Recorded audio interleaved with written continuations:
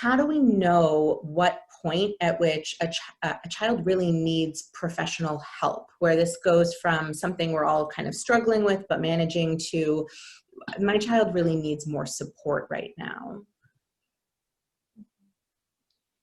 So some of the signs that I talk to parents about are sleeping, eating, social withdrawal, and changes in terms of the way that they are managing their emotions. So first, sleep. Or do they have some vast changes in their sleep? Are they eating normally? Are they eating more? Are they eating less? Are they engaging with peers and family? Of course, it's not exactly the same, but do they still have that drive? Do they still want to do those things? Do you see them really withdrawing? Do you see them not wanting to see people, spend time with people, not want to come join the family? And this is a change, right? This is because we're talking about, like, 2-year-olds to 18-year-olds. So it's going to look a little bit different with all kids. But I think looking at these things, and then also, are you noticing that they're either really shutting down or that they're having really big outbursts? Some level of regression is totally normal right now.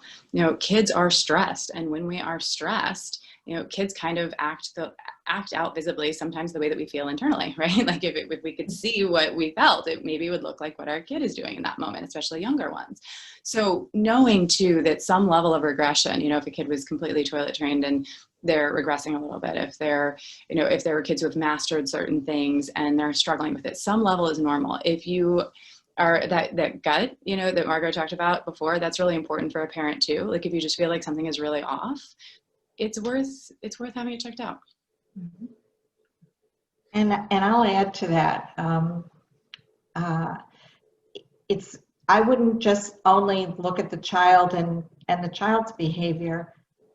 If you as the parent are starting to struggle and your fuse is much shorter, you're ready to explode at the end of the day, because you're not only being asked to be a parent now, and perhaps a working parent, you're also being asked to be a teacher.